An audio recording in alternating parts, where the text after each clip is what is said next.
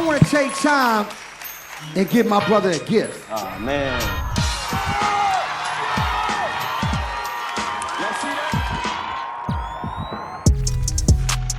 Whether taste run to ice-cold overhauls or one-of-a-kind Supercomplications, from the first half of the 20th century, Patek Philippe is a name every watch collector considers at some point. Patek Philippe, the playing one, that's too much sauce. Its iconic Nautilus has undoubtedly been the hottest watch on the planet for the past 5 years. Everyone from Conor McGregor to Jonah Hill, Ed Sheeran to Kevin Hart, and even Iron Man himself, Robert Downey Jr., have all succumbed to the charms of Patek's octagonal superstar. New Patek on my wrist, yeah. White diamond in them shits, yeah. Got coin to go get them in, yeah. New finger ring shit like a yeah. The watch was first designed for Patek Philippe in 1976 by legendary watch designer Gerald Genta, the man who 4 years earlier had helped Audemars Piguet turn the idea of the luxury watch on its head, the Royal Oak.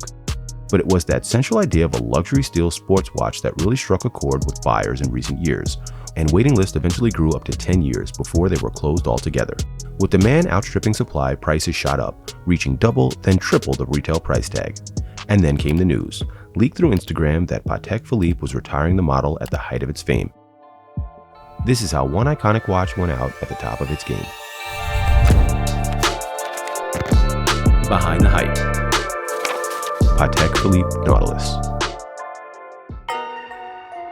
The day after Drake dropped Life is Good in January 2020, singing the line, "Virgil got a Patek on my wrist," doing front flips, both he and Virgil Abloh debuted a matching pair of blacked out, emerald set Nautilus watches on Instagram.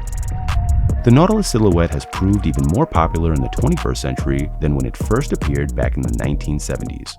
Patek's on Patek's on Patek's on Patek's. Oh, okay. At the heart of the design is the octagonal bezel, uniquely hinged on the left-hand side, allowing the entire Nautilus case to open like the porthole on a ship. Genta was obsessed with the octagon. It's difficult to pinpoint Genta's first use of the octagon in watch design. After all, he's rumored to have created some 10,000 watch designs during his decades-long career. While the Royal Oak and Nautilus were the first two watches to turn the steel sports watch into a desirable luxury item, they were certainly not the last. The first Nautilus, the reference 3700, was the most simple, with just hour and minute hands and a date window. At 42mm in diameter, it was also a huge watch for the time, something which earned it the nickname Jumbo.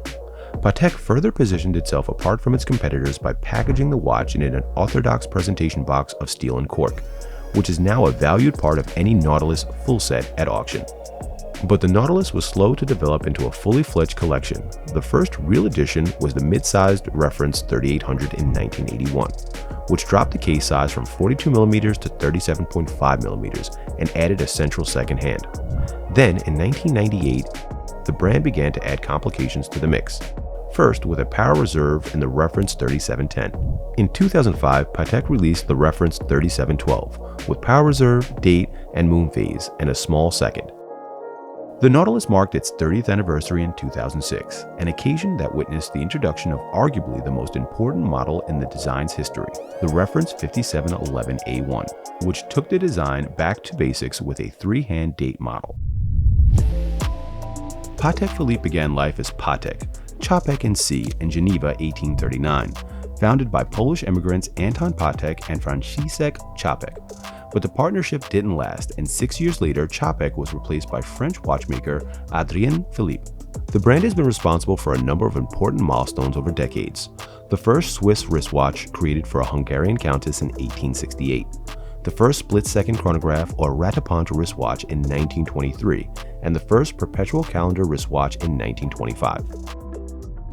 Today, fourth generation Thierry Stern heads up the privately owned family business. New design-led watches such as the Nautilus were aimed at offering fresh relevance to mechanical timekeeping and to reposition watches as desirable, modern luxury goods rather than everyday essentials. Nowhere has it been more apparent or successfully realized than with the reference 5711A, which throughout its 15-year lifespan became increasingly difficult to buy. Stern has been vocal in the past few years about not wanting to make more than 30% of Patek's watches in steel and not wanting to become synonymous with a single sports model at the expense of the company's precious metal and high complication watches. Patek Philippe is currently working on production of the final few 5711A watches, although Stern has confirmed there will not be enough to fulfill everyone on the waiting list. A farewell edition of the iconic model will be launched this year, and a direct successor is no doubt in the works. For now, Patek's improbable move has taken some of the heat out of an impossible situation, one caused by the strength of Genta's original timeless design, and how buyers respond to being told they can't have something they want. Assad, you got a nice watch.